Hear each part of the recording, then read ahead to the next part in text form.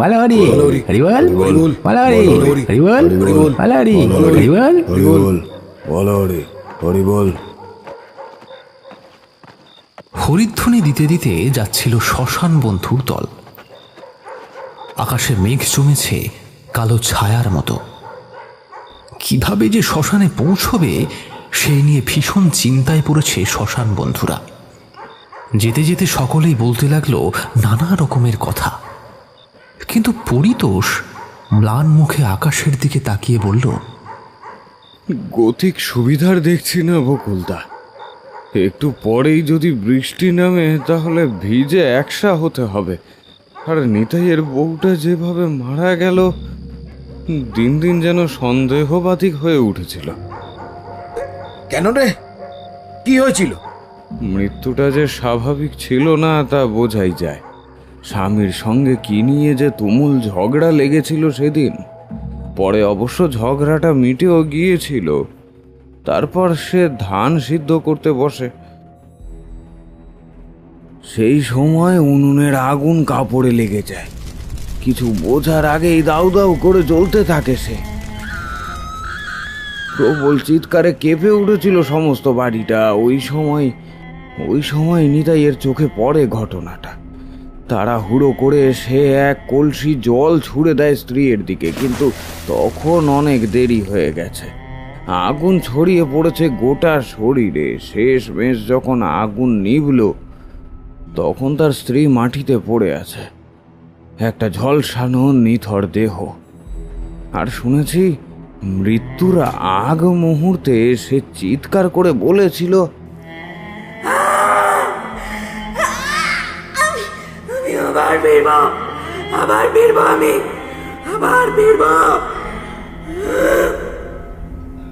কথাটা শুনেই সকলে ভয়ে আড়ষ্ট হয়ে গেল।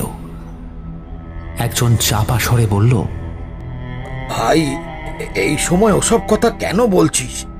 যার মৃতদেহ কাঁধে সে যদি কোনো অস্বাভাবিক আচরণ করে, গা ছমছমে পরিবেশ, আমার তো এসব ভাবতেই ভয় করছে। তোরা একটু চুপ কর না। কার্তিক শুকনো হেসে বলল, ধুর বোকা, মরা মানুষ কি আর নড়াচড়া করে নাকি? ওর বউ পুড়ে মরেছে, নিথর দেহ ওটা, ভয় পাওয়ার কিচ্ছু নেই। অন্য একজন আতঙ্কিত স্বরে বলল, তবুও ভয় তো লাগে। পোড়া শরীর দেখলে গা শিউরে ওঠে। আমার তো খুব চিন্তা হচ্ছে। গ্রামের মোড়ল নিজে এলেন না, শুধু আমাদের যেতে বললেন। ঠাকুর আমাদের রক্ষা করো, কোনো বিপদ যেন না ঘটে। ঠিক সেই সময় দামোদর বলল, আরে তোমরা হরিধ্বনি বন্ধ করলে কেন? শ্মশানের ভিতর পর্যন্ত আমাদের হরিনাম করতে হবে। শুরু করো। মালাহরি হরিবল মালাহরি হরিবল মালাহরি হরিবল। দূর থেকে দেখা গেল শ্মশানটা। শ্মশানে প্রবেশ করে ওরা চিতা সাজাবার কাজে নেমে গেল। কিন্তু এই সময় হঠাৎ শুরু হলো তুমুল ঝড়। এই ঝড়ের দাপটে শ্মশানের অনেক গাছ ভেঙে পড়ল মাটিতে। পরিতোষ গলার স্বর উঁচু করে বলে উঠল, এ কি রে বাবা, এ যে ঝড় শুরু হয়ে গেল। এই মনে হয় বৃষ্টি নামবে বলে। এই তাড়াতাড়ি করো। সকলেই তাড়াহুড়োর মধ্যে চিতা সাজাবার কাজে ব্যস্ত হয়ে পড়ল। মাটির উপরে একটা চারপায়া খাটিয়ার ওপর শোয়ানো ছিল মৃতদেহটা। বাতাসে মৃতদেহের ঢাকা খুলে গেল, মুখ বেরিয়ে এলো মৃতের।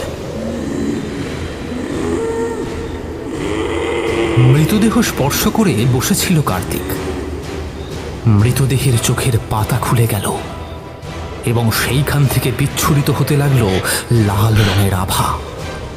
তাই দেখে সে চিৎকার করে বলে উঠল, হরি বাবারি, কে কোথায় আছো? আমাকে মেরে ফেললে, হরি বাবারি। সকলের চোখ কার্তিকের দিকে। তাকে চাপটে ধরেছে মৃতদেহটা। পালাতে চাইলেও সে পালাতে পারছে না। শ্মশান বন্ধুরা ছুটে এলো, কিন্তু প্রেতের সামনে কেউ টিকল না। একে একে ছিটকে গেল সবাই। ভয়ে কাঁপতে কাঁপতে পরিতোষ বলল, তখনই বলেছিলাম যে এত রাত্রে এখানে না আসতে, কিন্তু আমার কথা কেউ কানে দিলে তো। এখন যে করেই হোক আমাকে পালাতে হবে। কিন্তু এই সময় চিৎকার ভেসে এলো। কেউ যেন সজোরে বলে উঠল, প্রতিশোধ আমি নিতে চাই। আমার অতৃপ্ত আত্মা গোটা গ্রামটাকে উজাড় করে দেবে।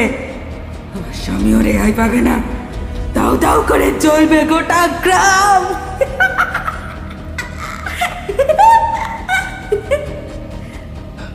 কথাটা বলেই সে অদৃশ্য হয়ে গেল। পরিতোষ দৌড়ে প্রায় শ্মশান থেকে বেরোবার পথের দিকে চলে এসেছিল, কিন্তু ঠিক সেই সময় সে অনুভব করল কেউ যেন তার পাটা চেপে ধরেছে। সে পারল না বেশি দূর এগোতে। তার আগেই সে শ্মশানের মাটির নিচে ঢুকে গেল, আর শ্মশানে ছড়িয়ে পড়ল একটা আর্তনাদের ধ্বনি।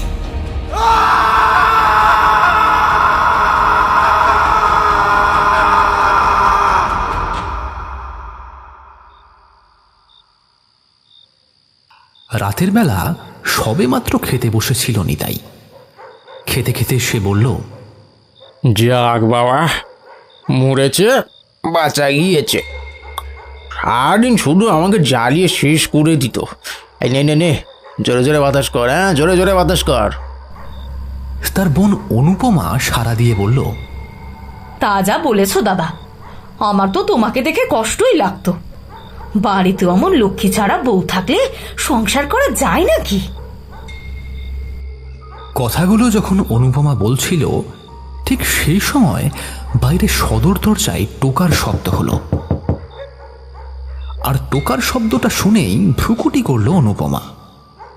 তারপর বিরক্ত হয়ে বলে উঠল, এই অসময় আবার কে এলো? দাঁড়াও দাদা, আমি দেখে আসি। পায়ে পায়ে এগিয়ে গেল সে, কিন্তু দরজা খোলার সঙ্গে সঙ্গে সে চিৎকার করে উঠল। তারপর দরজার হুড়কো খুলতেই দমকা বাতাসে দরজার পাল্লা দুটো খুলে গেল। চমকে উঠল অনুপমা। নিতাই বাতাসে নাক টানল, তারপর বলল, এ কি পোড়া পোড়া গন্ধটা আসছে কোত্থেকে? ওরে বাবারে, বৌদি তুমি এখানে এলে কি করে? আমি ফিরে এসেছি, কিন্তু মরে যাবার পরেও আমি ফিরে এসেছি। আমার যে হিসেব বাকি আছে। আমি যে কষ্ট পেয়ে মরেছি, আর তুমি এদিকে রসনা তৃপ্তি করছো। এবার তোমার শেষ দেখে আমি যাবো। কিন্তু কিন্তু তুমি তো মরে গিয়েছিলে, তাই না? আমি মরে গিয়েছিলাম, কিন্তু তবু ফিরে এসেছি। এইবার তোদের পালা, তোদের আমি আজকেই শেষ করে দেব। কথাটা বলেই নিতাইয়ের স্ত্রী তাদের পালাবার পথ দিল না। সামনে দাঁড়িয়ে থাকা তার বোন অনুপমার দিকে দুটো হাত বাড়িয়ে দিল। অনুপমা কষ্ট পেয়ে বলে উঠল, দাদা দাদা, আমাকে বাঁচাও। আমার আমার যে কষ্ট হচ্ছে, আমাকে আমাকে উদ্ধার করো। এই এই ও যে ছেড়ে দাও, ওকে ছেড়ে দাও বলছি অনুপমাকে। তুমি কি চাও? হ্যাঁ কি চাও? তোমাদের রক্ত চাই, এই গ্রামের বিনাশ চাই। কেউ তোমরা আমাকে প্রতিহত করতে পারবে না। এই বাড়িতে আমি আগুন লাগিয়ে দেব। অনুপমার গলা চেপে ধরা অবস্থাতেই মূর্তির চোখ দিয়ে বেরিয়ে এলো তীব্র দ্যুতি। এই দ্যুতি গিয়ে লাগলো খড়ের চালে। দাউ দাউ করে জ্বলে উঠল পুরো বাড়িটা। নিতাই হতভম্ব হয়ে বলে উঠল, ছেড়ে দাও, আমি তোমার কাছে ক্ষমা চাইছি। আমি ক্ষমা চাইছি, আমি কিচ্ছু করিনি। ওই তো দরজা খোলা আছে, আমি ওই দরজা দিয়েই বেরিয়ে যাই। প্রাণ রক্ষা করি আগে নিজের। আমি পালাই। দাদা, তুই আমাকে এখানে এইভাবে ফেলে যাস না। তোরা কিছুতেই আমার হাত থেকে পালাতে পারবি না। তোকেও আমি জীবন্ত পুড়িয়ে মারবো। দেখ দেখ কেমন লাগে। আমার যেরকম কষ্ট হয়েছিল, সেই কষ্টই তোকে ফিরিয়ে দিতে এসেছি আমি। নিতাই দৌড়ে ওই খোলা দরজার দিকে এগিয়ে যায়, কিন্তু ওই সময়ই দরজাটা তীব্র শব্দে বন্ধ হয়ে গেল। নিতাই দুই হাতে দরজাটা ধাক্কাতে ধাক্কাতে বলে, খুলে দাও দরজা, দরজা খুলে দাও, আমাকে এখান থেকে বেরোতে দাও। কে কোথায় আছো? আমাদের এখান থেকে নিয়ে চলো। কেমন রাক্ষসী বইয়ের খপ্পরে পড়েছি রে বাবা। হেসে উঠল নিতাইয়ের বউ। তারপর বলল, যতই গলা ফাটিয়ে চিৎকার কর না কেন, এখান থেকে তোকে নিয়ে যেতে কেউ আসবে না। তুই আর তোর এই বোন সকলকে এই আগুন গ্রাস করবে।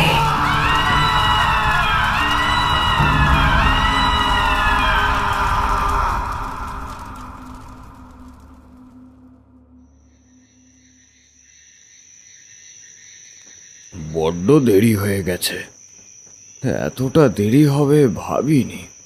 একটাও গরুর গাড়ি পেলাম না যে বাড়ি পর্যন্ত পৌঁছে দেবে। আরে ওই যে একটা গরুর গাড়ি আসছে না? গাড়োয়ান, ও গাড়োয়ান, শুনছো? দুহাত তুলে তপন এগিয়ে গেল। সত্যি একজন গরুর গাড়ি নিয়ে দাঁড়িয়েছিল একটা বট গাছের নিচে। তাকে দেখে গাড়োয়ান বলে উঠল, ও কোথায় যাবেন বাবু? বলছি রহমতগঞ্জে যাবে নাকি? ওইখানেই আমার বাড়ি। বাবু এত রাতে অতটা পথ না যাওয়াই ভালো। তার চেয়ে আপনি যদি আজকে রাতটা কাটানোর একটা জায়গা পান, ও মন্দ হবে না। আর রহমতগঞ্জ তো এখান থেকে কম করে হলেও একটা ক্রোশ পথ। কথাটা মন্দ বলনি। ওইখানে যেতে গেলে ঘন্টা 2 লাগে। বাড়িতেও বলে এসেছি যে ফিরতে একটু দেরি হবে। নিমন্ত্রণ বাড়িতে গিয়েছিলাম। তাহলে চলুন না বাবু, আমি আপনাকে পৌঁছে দিচ্ছি। তাই চলো। গরুর গাড়িতে উঠে পড়ল সে। গরুর গাড়ি চলতে শুরু করলো। একসময় ওরা পৌঁছে গেল একটা বাড়ির সামনে। গরুর গাড়ির দুলুনিতে তপনের ঝিমুনি আসছিল, তাই সে তন্দ্রাচ্ছন্ন হয়ে পড়েছিল। কিন্তু গাড়োয়ানের ডাকে তার ঘুম ভাঙল। গাড়োয়ান বলল, বাবু এইখানে নেমে পড়ুন। সে নেমে পড়ল। তারপর দেখল একটা বাড়ির সামনে দাঁড়িয়ে আছে। সে সন্দিগ্ধভাবে জিজ্ঞাসা করল, এই বাড়িতে কেউ থাকে না? না বাবু, এখানে অনেক আগে একটা পরিবার থাকতো, কিন্তু এখন কেউ থাকে না। আর অত কথায় আপনার কি কাজ? আপনি আজকের রাতটুকু থাকবেন, মাথা গোজবার ঠাই দিলাম। আর এই নিন হ্যারিকেন। গরুর গাড়িটা চলে গেল। হারিকেনুসকে তপন বাড়ির মধ্যে প্রবেশ করল। মুখরিত বাড়ির আনাচে কানাচে ঝিঁঝি পোকার ডাক। বাড়ির ভিতরে ঢুকেই সে বলল, ওই বাড়িতে লোক থাকে না? বলি, বাড়িতে কেউ আছেন? ডাকলো বটে, কিন্তু কোনো উত্তর পেল না। এইবার সে হ্যারিকেনটা রেখে কুয়োর দিকে এগিয়ে গেল। তারপর ভালো করে হাত পা ধুয়ে দাওয়ার কাছে একটা শতরঞ্জি পাতা দেখল। সে শতরঞ্জির ওপর নিজের পুটলিটা রেখে লম্বা হাই তুলল। তারপর বলল, না, এখানেই ঘুমিয়ে পড়ি। সদর দরজা বন্ধ করে দিয়েছি। নিমন্ত্রণ বাড়ি থেকে খেয়েও এসেছি। এইবার একটা জব্বর ঘুম দিই। এক ঘুমেই রাত কাবার করে দেব। ঘুমিয়ে পড়ল সে, কিন্তু ঘুম কিছুতেই হলো না। বিরক্ত হয়ে সে বলে উঠল, দূর, এখানে ঘুমোনো মানুষের কর্ম নয়। মশার কামড়, আর সেই সাথে একটা বিশ্রী শব্দ ভেসে আসছে। দেখি তো কে এত রাত্রিবেলা শব্দ করছে। সে উঠোন পেরিয়ে চলে গেল শব্দের উৎস ধরে। গিয়ে দেখল যে একটা পেয়ারা গাছের উঁচু ডালে বসে আছে একটা সাদা শাড়ি পরিহিত মেয়ে। তার হাত রক্তে ফেসে যাচ্ছিল। তাকে দেখে তপন ভয় পেয়ে বলল, ওরে বাবা রে, ওরে বাবা, আমি কার পাল্লায় পড়েছি? না না, আমাকে এখান থেকে পালাতেই হবে, পালাতেই হবে। ইচ্ছে করলেও পালাতে পারবি না। খনা সুরে কথাটা বলে উঠল মূর্তিটা। তারপর চোখের পলক ফেলতে না ফেলতেই তপন দেখল সেই মূর্তিটা তার চোখের সামনে। সে মনে সাহস সঞ্চয় করে বলল, কে তুমি? আর আমাকে কেন এখানে আটকে রাখতে চাও? সরে যাও, সরে যাও, আমি এখান থেকে চলে যাই। আমাকে মেরো না। তোকে না মারলে যে আমার একাকিত্ব ঘুচবে না, তোকে যে আজকে আমার হাতে মরতেই হবে। সে আর কোনো কথা না বলে বেরিয়ে দ্রুত পেছন দিকে দৌড়াতে থাকে, কিন্তু বেশি দূর দৌড়াতে পারে না, কেননা তার আগেই তাকে চাপটে ধরল ওই মূর্তিটা। আতঙ্কে দিশাহারা হয়ে গেল সে। তারপর বলল, কিন্তু কিন্তু আমাকে কি কারণে মারতে চাইছেন? আমার যে সঙ্গীর খুব দরকার। আমার অকালে সব গেছে, সংসার সুখ থেকে আমি বঞ্চিত। আমি প্রতিশোধ নিয়েছি। আগুনে যেমন নিজে পড়েছি, তেমনি সকলকে পুড়িয়ে মেরেছি। কিন্তু আর কতকাল একা থাকবো আমি? তাই তোকে আমার সাথে থাকতে হবে, চিরকাল আমার সাথেই থাকতে হবে। এইবার ওই মেয়েটা অট্টহাসি করে উঠল। তারপর সে তপনের গায়ে ধরিয়ে দিল আগুন। তপন প্রচন্ড চিৎকার করে এদিক ওদিক ছুটে গেল, কিন্তু বাড়ির বাইরে বেরোতে পারল না। যখন তার সর্বাঙ্গ জ্বলছে, ঠিক ওই সময় সে দেখল কুয়োটা। ওই তো কুয়োটা। আমি যে যেতে পারছি না। সে ওই কুয়োতে ঝাঁপ মারল। ঝপাং করে একটা শব্দ হলো, তারপর সব শেষ।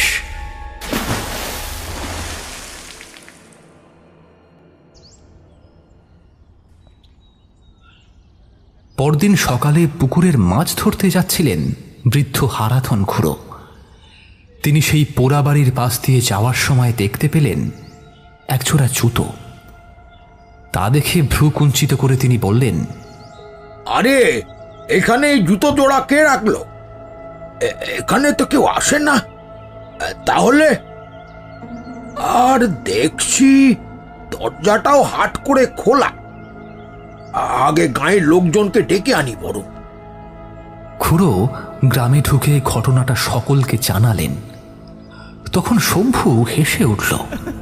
তারপর বলল, খুড়ো, তুমি বলছিলে জুতো দেখেছো ওই পোড়ো বাড়ির সামনে। ধুর, ওই বাড়ি তো অভিশপ্ত। নিতাইয়ের বউ আগুনে পুড়ে মরে যাওয়ার পর কেউ সেদিকে যায় না। আমি কি মিথ্যে কথা বলছি? বিশ্বাস না হলে গিয়েই দেখো, দরজাটাও তো হাট করে খোলা। চলো একটু ভিতরের দিকে গিয়ে দেখা যাক। সকলেই দল বেঁধে সেই পোড়াবাড়ির সামনে পৌঁছল। সাহস সঞ্চয় করে দরজা ঠেলে ভেতরে ঢুকল শম্ভু এবং পরাণ। ও মা, দেখো দেখি, ওই দাওয়ার কাছে পুঁটলি রাখা আছে যে। হ্যাঁ, আর হারিকেনটাও তো এখনো পুরোপুরি নেবেনি। মনে হচ্ছে কেউ গতকাল রাতে এখানেই ছিল। ওরা যখন গতকাল রাতে কে এসেছিল তা নিয়ে জল্পনা কল্পনা করছিল, ঠিক তখনই মণিময় ছুটে এসে চিৎকার করে উঠল, খুড়ো, ও খুড়ো, আরে তাড়াতাড়ি ছুটে আসো কুয়োর কাছে। দেখো কুয়োতে কি আছে। সকলেই গিয়ে দেখল একটা মৃতদেহ পড়ে আছে কুয়োর মধ্যে। খুড়ো ভয় খেয়ে বলে উঠল, নিতাইয়ের স্ত্রী এখনো এই বাড়ির মধ্যেই আছে। মাঝরাতে এখনো তার কান্নার আওয়াজ পাওয়া যায়। খুব সম্ভবত এই ছেলেটা ভিন গ্রামের ছেলে। নিতাইয়ের স্ত্রীর কবলে পড়েছিল।